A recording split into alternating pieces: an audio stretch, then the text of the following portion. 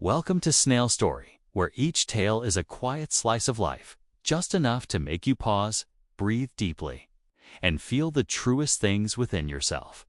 Today, I want to tell you a story that begins with cinnamon toast.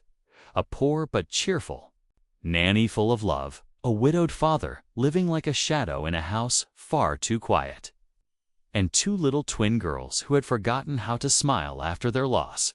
It was meant to be just a helping hand for a little while. But somehow, it became a home. If you've ever believed that a warm meal can mend a broken heart, that love doesn't need to be loud, just real. Then stay with us till the very end. And don't forget to like and subscribe to Snail Story, so that every week you can find a gentle journey, one that may be slow, but honest in every breath. The Mathers estate sat atop a quiet hill on the outskirts of Boston, surrounded by whispering maple trees swaying in the breeze. Since the passing of his wife, Cole Mathers, a wealthy real estate developer, had been living with his twin daughters in a home filled with silence and suffocating routines. Emily and Sienna No, Myra and Callie, the 5-year-old girls, who once chirped like little sparrows, now sat side by side in silence. They didn't eat, didn't laugh, and didn't speak to anyone except each other. 6 nannies had come and gone. The most recent one lasted only 3 days, at exactly 7:05 this morning. The doorbell rang.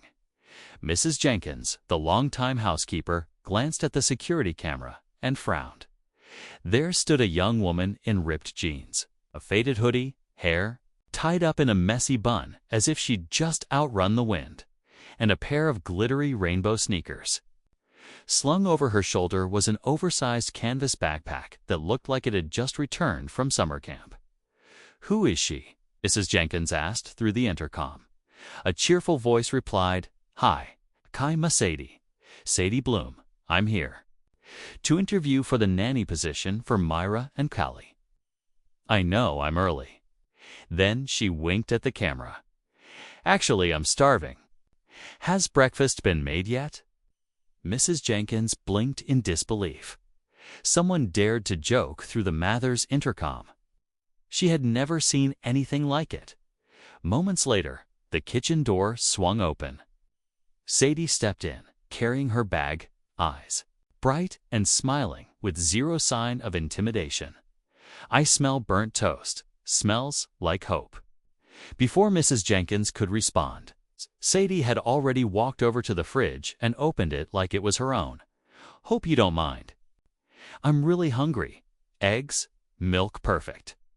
Without waiting for permission, she rolled up her sleeves, grabbed some flour, cracked eggs, began whisking, mixing, and even turned on an old Bluetooth speaker from her backpack, blasting Dancing Queen by ABBA. As the housekeeper was still debating whether to call upstairs, 2 little figures appeared at the kitchen door. Myra and Callie, hair tangled, eyes wary. Standing close together like shadows, Sadie turned and her face lit up like she'd found treasure. "Well, hello, Miss Myra and Miss Callie. An absolute honor to meet you. Would you care to attend a very special show called Dancing Pancakes?"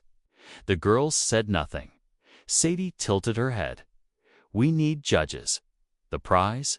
Strawberry syrup. But if you say no, I'll have to eat this all by myself, and there's a high chance I might explode."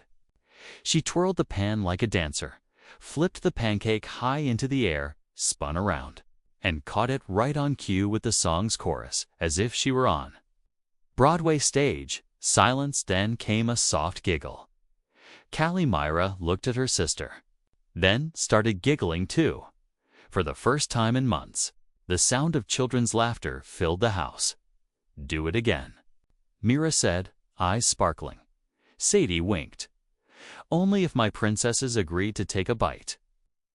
The girls looked at each other, then, as if sharing a secret signal, both picked up their forks. Behind them, Mrs. Jenkins wiped tears from her eyes. With trembling hands, upstairs, Cole Mathers looked up from his laptop, frowning at the unfamiliar sounds rising from the kitchen. He pressed the intercom. "Jenkins, What's all that noise downstairs? Her voice came through, thick with emotion, sir. The girls there having breakfast. He couldn't believe his ears. Saturday morning, as the sun peeked through the maple trees behind the house, Sadie Bloom tiptoed into the kitchen like a cartoon spy, not because she was sneaking around, but because today was a special day, a day she named Schedule-Free Saturday. Today, Sadie announced to Myra and Callie, who were still rubbing their eyes, "Hair a wild bird's nest, we're not doing anything productive. No homework. No set meal times. No hand washing before getting messy." Really? Mira squinted with suspicion. Really? But we have to follow 3 rules of Schedule-Free Day. Callie sat up, wide-eyed. What rules? Sadie held up 3 flour-covered fingers. Where? Whatever you want, even pajamas all day. Do whatever makes you happy as long as it doesn't hurt anyone. Eat bunny-shaped toast instead of grown-up-shaped toast. The twins' eyes grew wide. Then came squeals of laughter and clapping like they had just won a prize. Soon, La Mother's living room exploded in color. Sadie pulled out every craft supply imaginable from her magical canvas bag. Colored paper, scissors, glue, paintbrushes, clay, and a mountain of stickers, cats, donuts, stars, you name it. We're going to build a magical universe, she declared, placing a crooked paper crown on her own head. Freshly cut out by Callie. Myra started drawing a purple whale flying in the sky. Callie molded a dinosaur. Riding a bicycle, Sadie was busy folding a paper cat very poorly. It was loud, chaotic, and beautifully alive. Upstairs on the 2nd floor, Cole stood in his study, gazing out the window toward the yard. He could hear the laughter, the excited little shouts, and something inside his chest shifted. Not anxiety, not quite. Annoyance, almost like relief. He hadn't seen his daughters like this since his wife passed.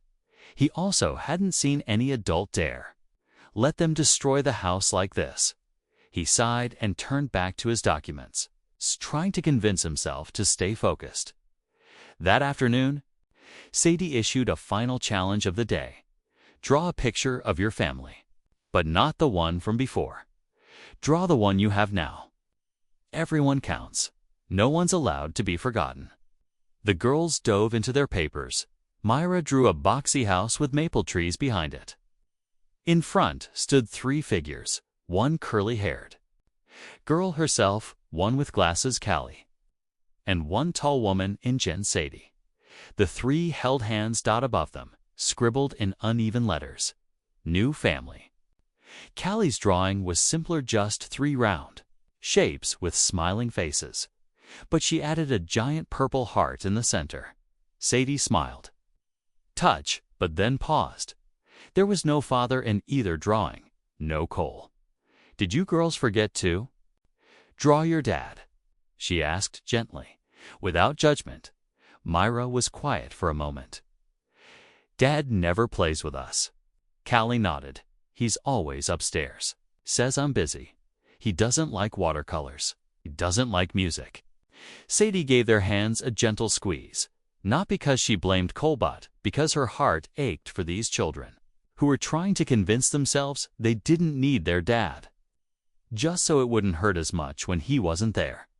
"Do you think he saw us today?" Mira asked in a small voice. "I think he did," Sadie replied softly. "But sometimes grown-ups are scared to come play because they're afraid they'll ruin the fun." Callie's eyes went wide. "Grown-ups get scared too." Sadie chuckled. "Sometimes even more than kids."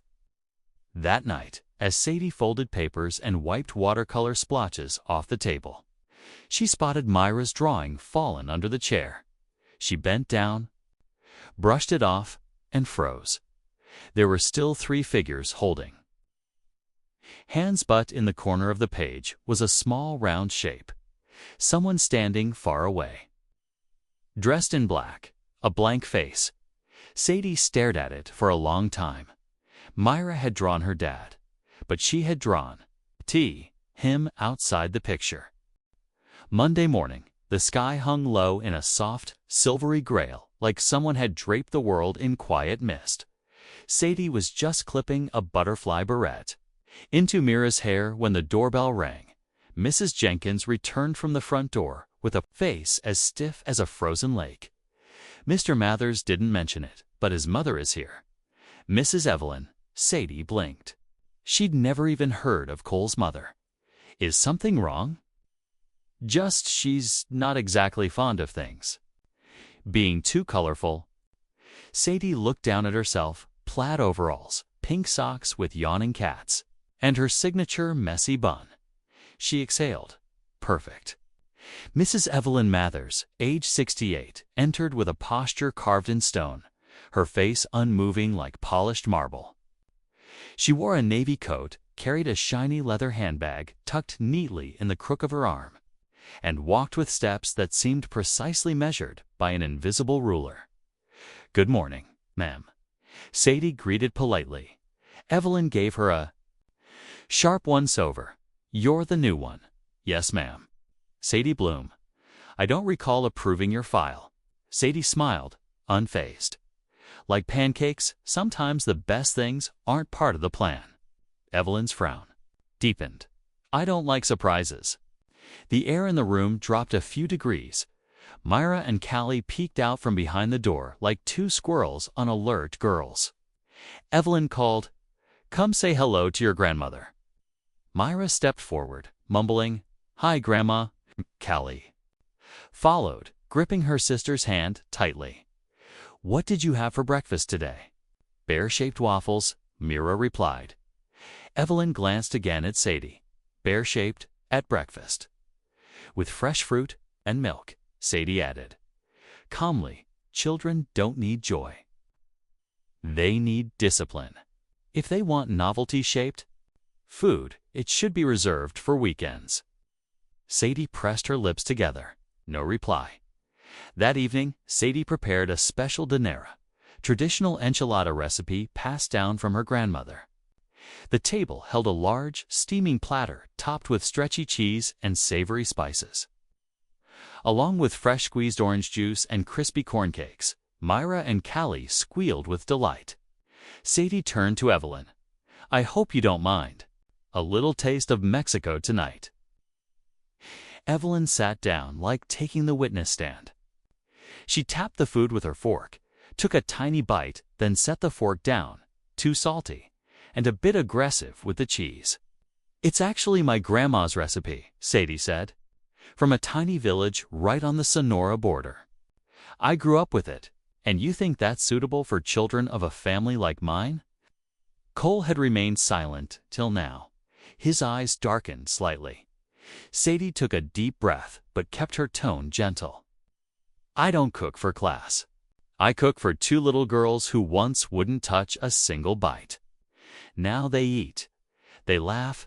They even ask for seconds of their vegetables. I think that's worth celebrating.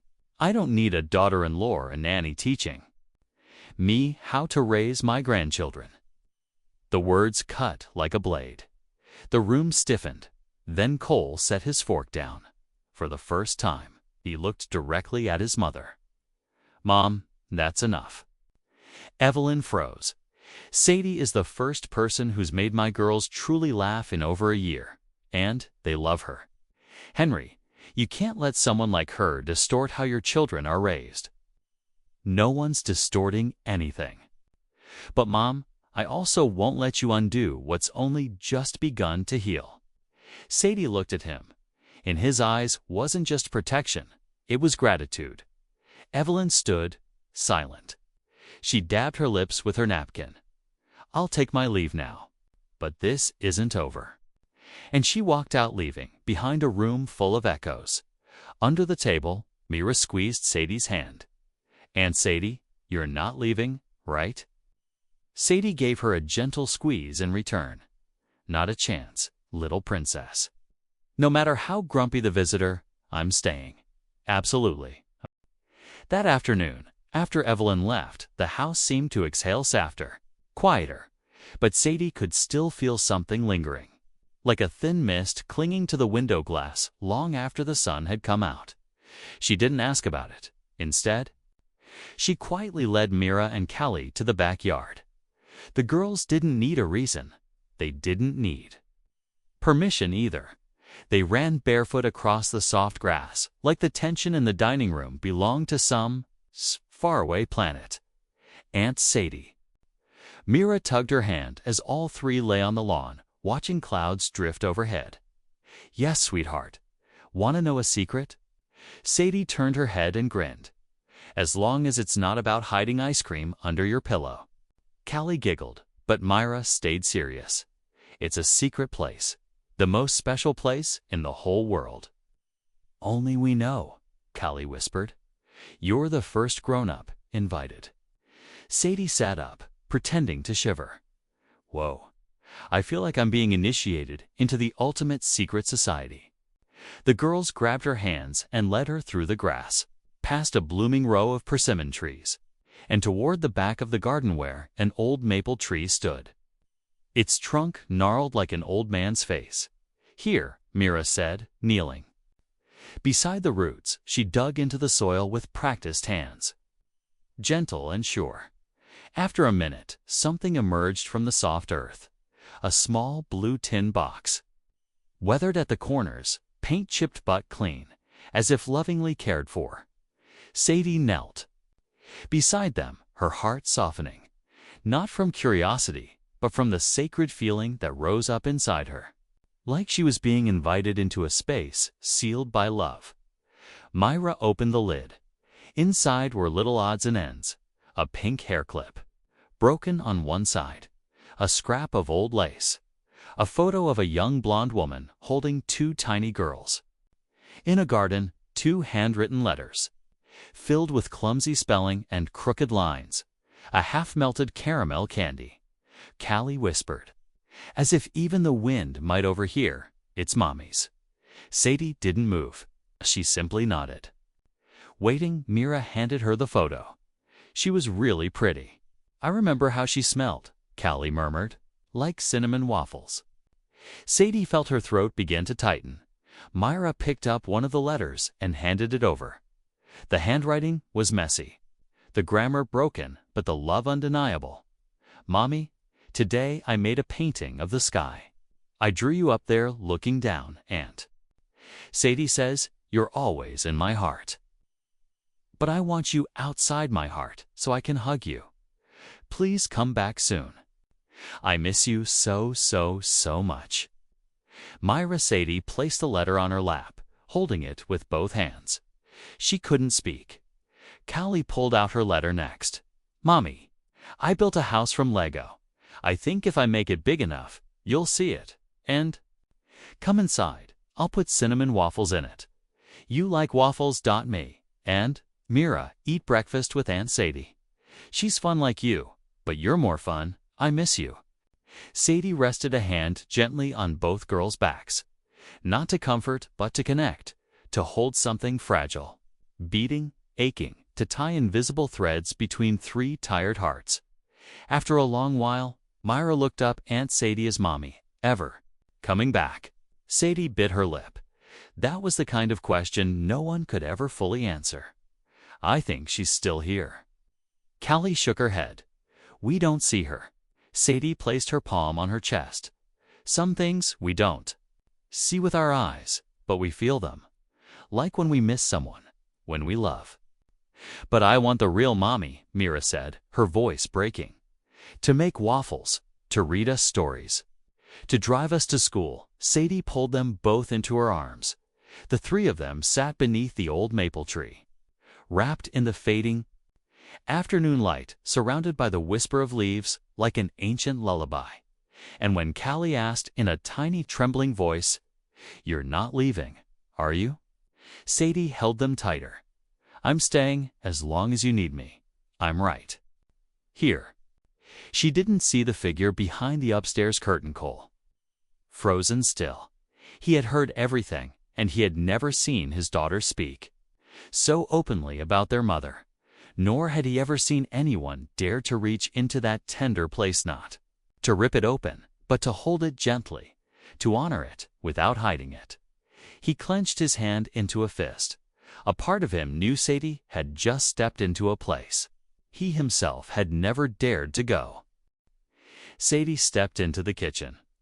Just as twilight settled over the windows, the afternoon beneath the maple tree still lingered in her chest. Every whispered word from the girls, every letter aching with longing, every trembling hug. She thought she had done the right thing until she heard footsteps, fast and firm, approaching down the hallway. Cole appeared in the kitchen doorway. His face was so cold that Sadie felt her heart instinctively tighten. "I need to talk." His voice wasn't loud, but something was boiling beneath the surface. Sadie set her glass of water on the counter. Trying to steady herself, "I'm listening. What did you say to my daughters under that tree?" Didn't make them say anything. They just wanted to share memories of their mother. And I listened. It wasn't just listening, he snapped. You told them their mother wasn't coming back. You explained death to them. Sadie took a deep breath. Because they were writing letters to someone who will never write back. They deserve to know the truth, gently, respectfully. They've been living with a fantasy. Cole. He stepped closer. Too close. Close enough for her to feel how his breath shook. You had no right. 3 words, like a blade. You're not their mother. You're not family. You're a hired nanny. You're here to cook. Play, keep time, not to teach my children about death. Sadie looked at him, not angry, just hurt. Then who will? Who's going to tell them their mom isn't coming back? They asked me. I couldn't lie. They don't need to understand that. Not now. He shouted. Silence followed, thick and sharp. Sadie clenched her hands. Cole, you don't know anything. His voice cracked as he pointed at her. You don't know what loss is. You don't know what it's like to wake up every day. See those 2 girls with eyes that look exactly like my wife's and know that she'd never walk down those stairs. Again, his voice broke. You don't know about me or Sarah. Or the nights I sat in the hallway, too afraid to go into our bedroom. You had no right to touch that pain. Sadie couldn't speak, not out of fear, but because he was right. She didn't know all of it. All she knew was that these 2 little girls carried a wound no one dared to name. And in a voice barely above a whisper, she said, I didn't mean to hurt anyone, but I couldn't pretend. I couldn't watch them bury letters to a mother they believe will write back. Cole stepped back. From now on, you stick to food, playtime, bedtime. Stay out of what you don't understand. Is that clear? Sadie looked at him for a long moment, then nodded clear. She walked out of the kitchen. Cole stayed. Both hands braced on the counter, head bowed. But what he didn't know was that on the stairs, Mira and Callie had been standing the whole time. They had heard every word. And when Sadie walked into the hallway, the girls didn't ask what happened. They asked only one thing. You're leaving, aren't you? Sadie knelt down and pulled them both into her arms. No, not unless your dad wants me to. Myra whispered, Dad always makes people leave. Sadie didn't know what to say, only that if she did leave this time, the ones losing something wouldn't just be the girls. It would be her too. Friday, the sky hung heavy and gray, as if it too was mourning with someone inside that big house. The atmosphere in the Mathers estate had remained eerily quiet ever since the argument between Sadie and Cole in the kitchen. Breakfasts were served. In silence, Mira and Callie no longer joked, no longer laughed, no longer asked for more waffles or told stories about the neighbor's cat climbing the fence. Sadie still did everything as usual, gentle, attentive, but her eyes now seemed veiled, like something once bright. Inside had dimmed.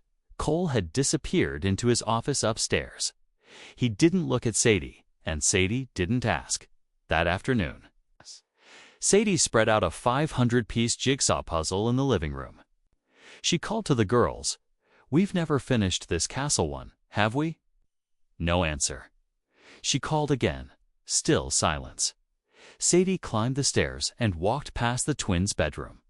The door was open. Inside, nothing. The beds were untouched, stuffed. Animals were exactly where they belonged. No signs of play. She felt a chill down her spine. Mira. "Callie," she called, her voice tightening. No reply. She bolted down the stairs, heart pounding. "Jenkins, have you seen the girls?" "No, I thought they were with you." Sadie ran to the study. Empty. To the playroom. Empty. To the backyard. Nothing.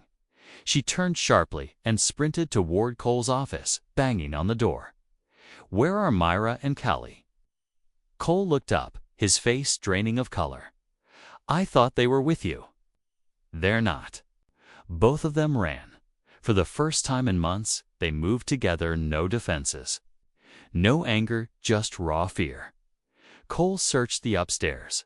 Sadie tore through every corner downstairs. Jenkins phoned Carlos, the driver, who immediately joined the search. Front doors still locked. Cameras show no one leaving. Sadie gasped for air.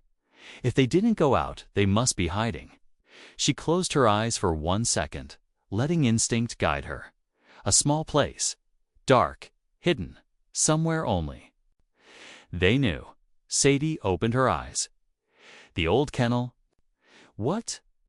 The abandoned doghouse behind the garden. There's a little shed. No more words were needed. They ran. The old wooden shed lay tucked behind a row of trees, overgrown with vines. Sadie reached it first. Pulling at the rotting door, there a soft sound. A stifled sob. Mira and Sadie. Callie's voice came like a fragile thread. The two girls were curled up in the corner, clinging to each other, eyes red and puffy.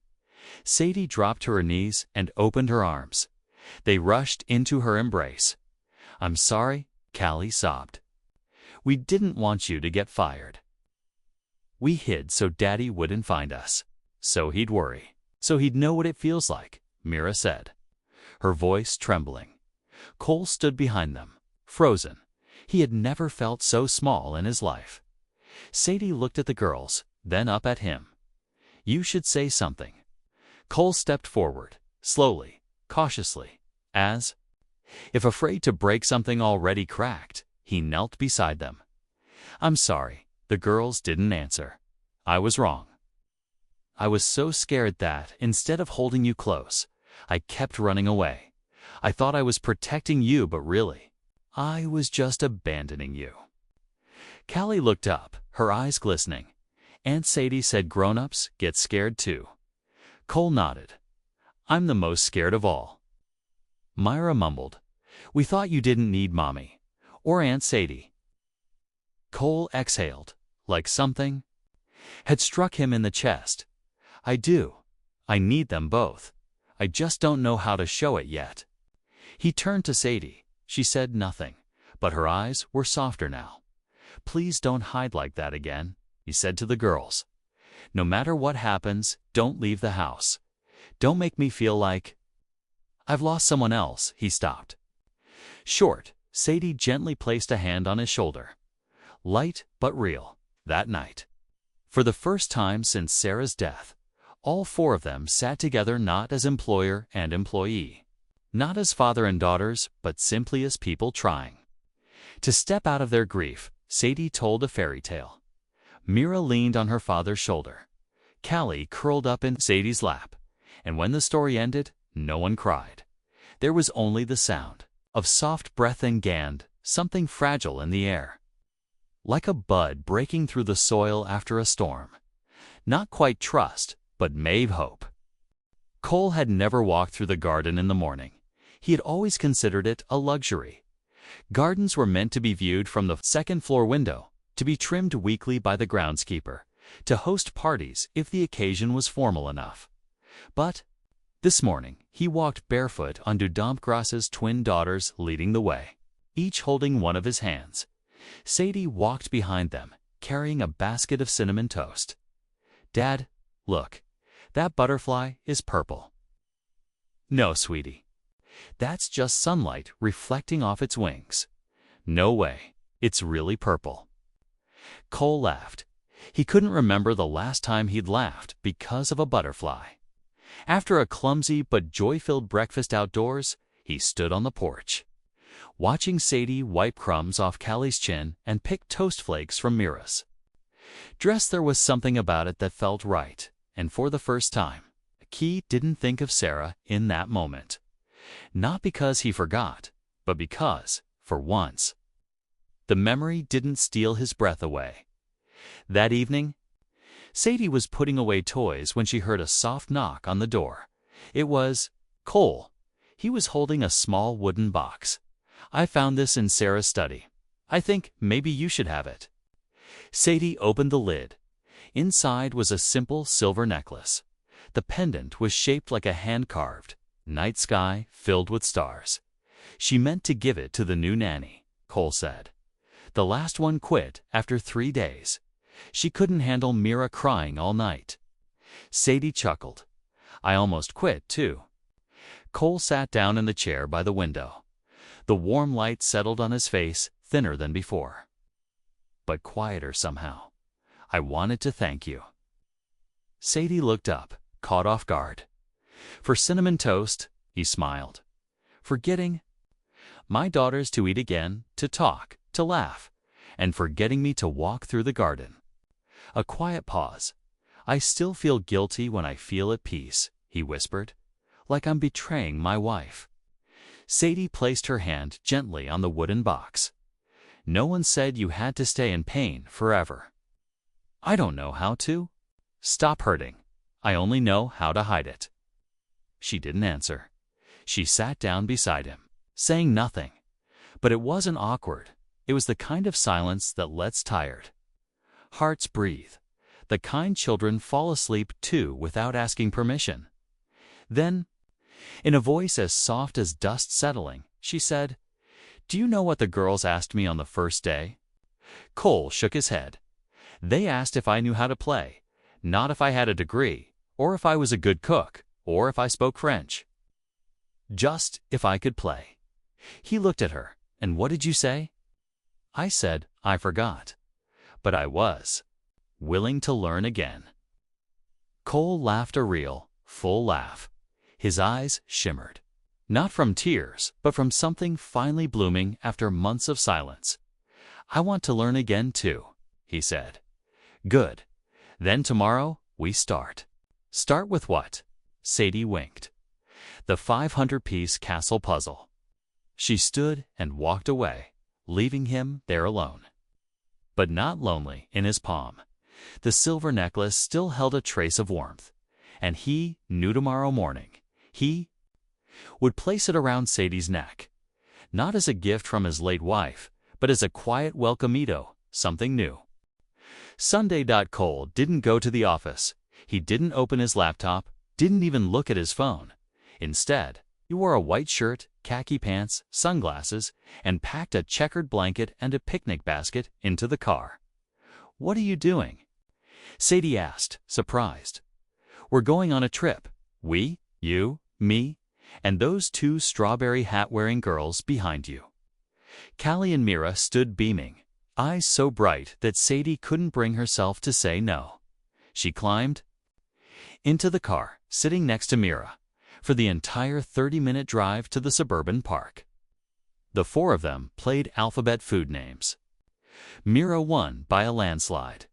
By the lakeside lawn, the breeze whispered through the grass. Sadie spread the blanket. Callie laid out the sandwiches. Mira pulled out a pack of Uno cards, and Cole was busy doing the biggest project of his life, assembling a play tent. "How does this pole even fit?" he muttered. "Give it here," Sadie laughed. "You're building a tent like a beautiful disaster." "I'm better with Excel sheets." "Well, no one plays hide-and-seek in Excel." They both laughed. By midday, Mira and Callie ran off to chase butterflies near the wildflower hill. Sadie stayed behind, watching Cole. He lay back on the blanket, eyes half closed, wind gently tousling his hair. "You tired?" she asked. "No. I'm learning how to breathe." Sadie smiled gently. "You're a quick learner." A soft silence followed. Cole opened his eyes and looked at her. "Sadie, I used to think I didn't need anyone. I was good at being alone, and now I only feel like myself when someone's beside my girls, and I think I want that someone to be beside me too." She turned away. His gaze had a way of unbalancing things. "I don't know if I'm using you to fill a void," he said. "But I do know this, you're not like anyone I've ever met." Sadie was quiet for a long time. She looked toward the girls, waving at them from a distance. "You know, my ex left me right after my mom passed away," she said. Cole paused. Sadie continued, voice steady. "He said I became too heavy, and maybe I did. I stopped laughing, barely slept, but I never expected someone to leave right when I needed them most." Cole said nothing. Sadie turned back, offering a soft smile. "I don't need anyone to fix my past. I just need someone who won't leave when I'm not all sunshine and sparkle." "I'm not leaving," Cole whispered. "You did once." Sadie stood up and waved to Myra and Callie. Cole remained seated, the wind whispering around him, the scent of cinnamon toast still lingering. He hadn't expected a picnic to change anything, but it had. That evening, as Sadie bathed Callie, Myra crept up to Cole and whispered, "Daddy, do you like Miss Sadie?" Cole froze. "What do you think?" "I think you smile more when she's here. You look at her like you used to look at Mommy. You remember that?" Myra nodded. "I don't mind if you like her. Just don't be sad anymore."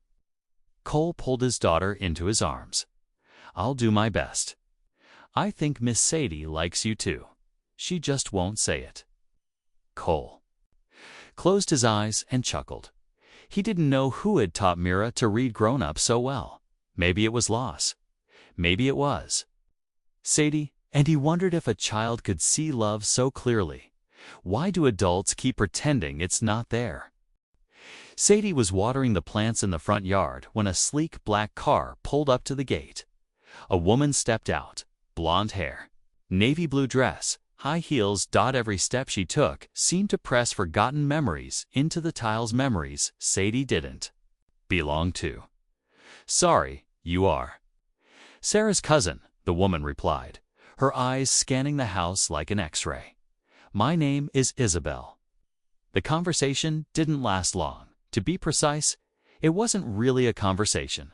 It was an interrogation in disguise, wrapped in polite words and daggered glances. "How long have you been living here? Is there anything special between you and Cole? I heard the girls say you bake every morning." "That's a charming way to win hearts." Sadie kept her composure, answered politely. But when Isabel left, her heartbeat was so loud she had to lean against the wall to breathe. Only minutes later, Cole returned from the office. Sadie told him what happened. He was quiet for a moment, then nodded. "I'll talk to her. You don't have to." "Yes, I do." That evening, once the girls had gone to sleep, Isabel was invited into the sitting room. Sadie wasn't there, just Cole and the woman who represented his past. "Cole, can't believe this," Isabel said, her voice sharp. "Sarah's been gone less than a year, and now there's a nanny making cinnamon toast and living under the same roof. Sadie isn't living under the same roof. She works here. More importantly, she's the only one who's made the girls laugh again. You're letting your emotions lead." "Maybe," Cole admitted, meeting her gaze. "But those emotions helped my daughters eat on time and sleep through the night. Let people talk if it brings my children peace. I'll take it." Isabel sighed. "I don't hate her. I just fear you're replacing Sarah with a softer version." Cole stood. "No one can replace Sarah, and Sadie isn't a softer copy. She's not a copy at all. She's her own person. And if you can't see that, then I'm sorry. Isabel didn't argue. No shouting followed, just old shards falling quietly to the floor, needing to be swept away. Only left to rest. Cole found Sadie in the kitchen. She was rinsing her hands, her face unreadable. She thinks I'm stealing this family, Sadie said softly. Cole stepped forward, standing behind her. I think this family only feels like a family when you're part of it. Sadie looked up, eyes rimmed red. Cole, he didn't say anything more. He simply wrapped his arms around her from behind.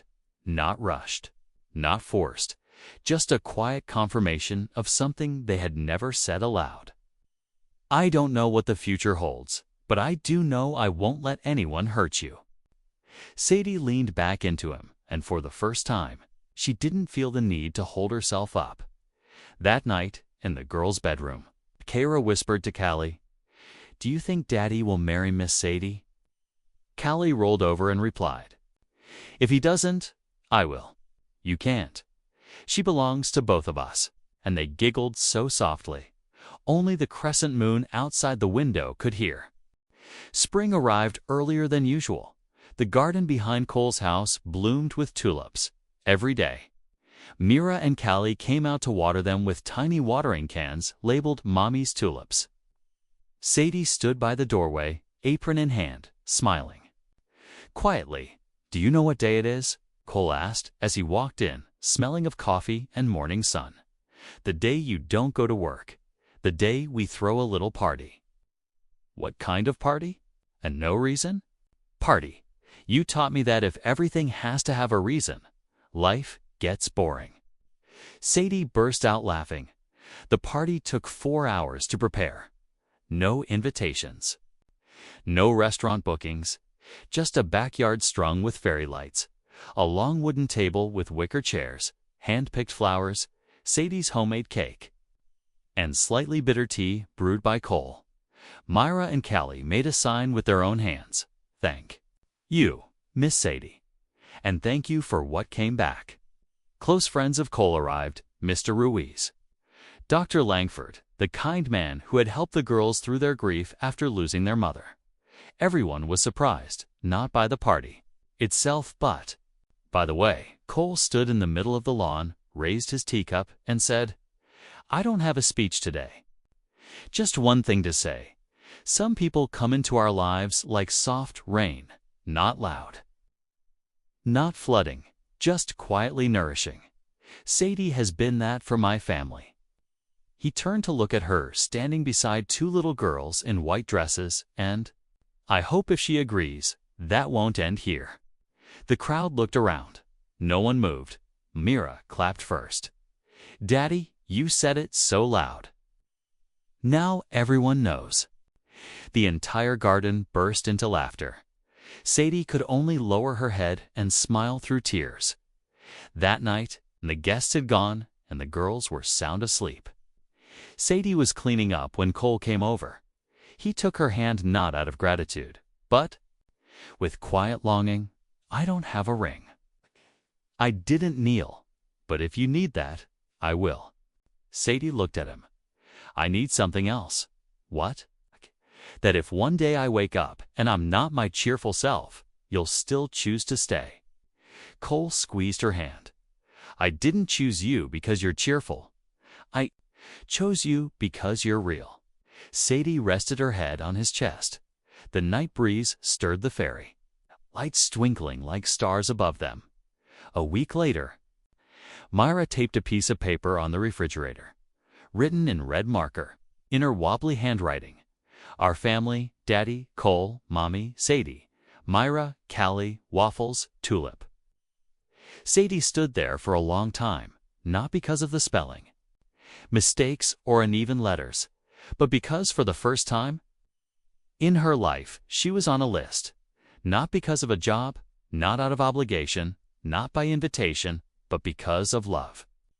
Asterisk today's story reminds us, sometimes, what revives a broken family isn't time or money, but someone with enough patience to listen, enough gentleness to stay, and enough sincerity to bring laughter back from the kitchen, to the garden, and even into dreams. Thank you for staying with Snail's story until the very end. Where are you listening from today? New York, Hanoi, or a quiet little town waking up to spring? Leave a comment and let us know. And don't forget to like, subscribe, and share the channel so that each week you can find a warm place for your heart in stories that may be slow but always true.